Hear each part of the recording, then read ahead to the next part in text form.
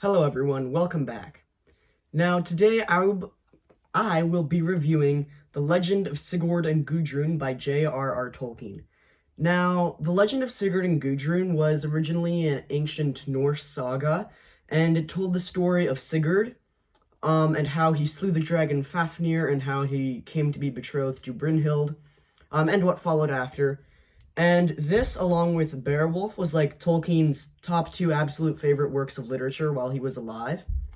And so, what this is Tolkien basically composed his very own version of the legend of Sigurd and Gudrùn, and he wrote it in this epic, archaic, poetic form.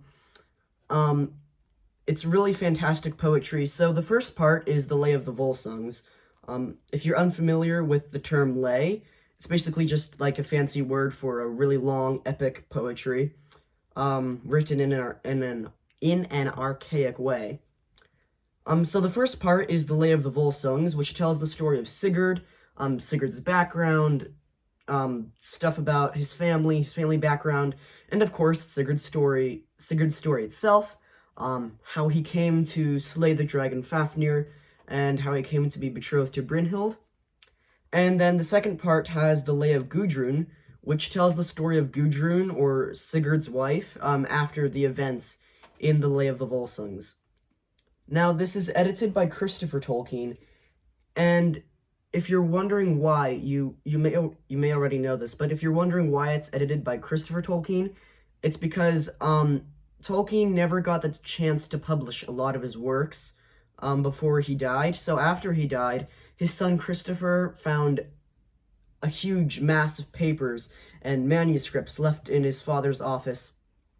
And so he committed himself to editing them and publishing them, and, that includes the Silmarillion, the Children of Húrin, Beren and Luthien, Fall of Gondolin, Legend of Sigurd and Gudrùn, of course, and a whole bunch of others.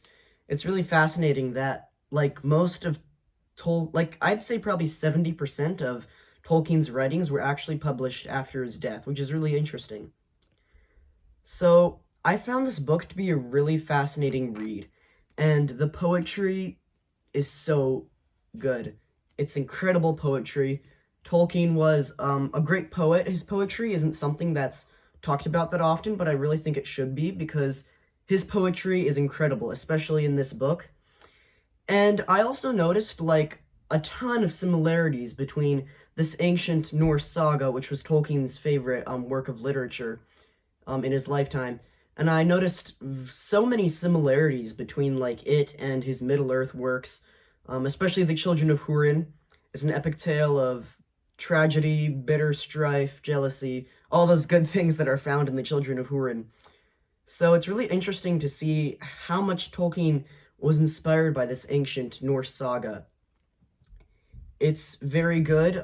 Christopher Tolkien provides some commentary and in-depth analysis alongside the different sections of the lays. And in the back, he does provide a commentary where there's just a bunch of background information, how the original legend came to be, and all that. I'll give this a 10 out of 10 stars.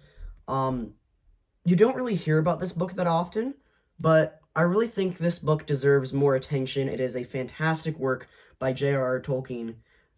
Not as good as his Middle-earth works, of course. I still think his Middle-earth works are probably better than this, but this gets really close. This is really fantastic.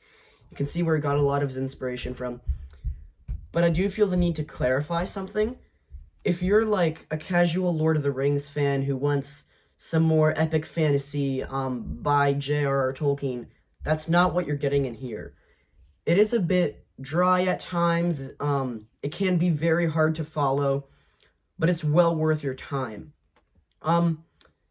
Only read this book. I mean, you could still read it, of course, but I think only people who are interested in where Tolkien got his inspiration from, or are interested in ancient Norse sagas, even if you're not interested in Tolkien, I still think this would be great for you to read if you're interested in the ancient poetry, the Iliad or the Odyssey, then I think you'd really enjoy this as well.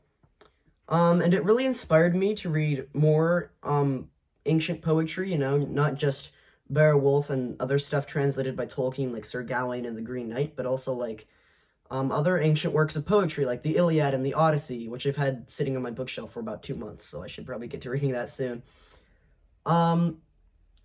What this is ancient epic poetry. Can be hard to follow, but it's well worth your time, along with an in-depth analysis and commentary alongside it. I think you'll really enjoy this book if you are interested in ancient sagas, ancient poetry, or are interested in where Tolkien got a lot of his inspiration from. So, there. The Legend of Sigurd and Gudrùn, I think you should definitely read it. It's a very great book by J.R.R. Tolkien. Definitely read it. It is a lot to get through, but it's well worth your time. Well, thank you so much for watching this video. I spent a lot of time working on it, and I hope you enjoyed it. If you did enjoy it, please hit that like button. I would really appreciate it. And please subscribe to my channel, as not only do I do lots of book reviews such as these, but also basically anything else related to books. And once I hit 500 subscribers, I will be giving you a tour of all my bookshelves. So, like, not just these bookshelves right here, but also the ones above them, and the ones on the other side of the room. Thank you so much for watching this video. Farewell.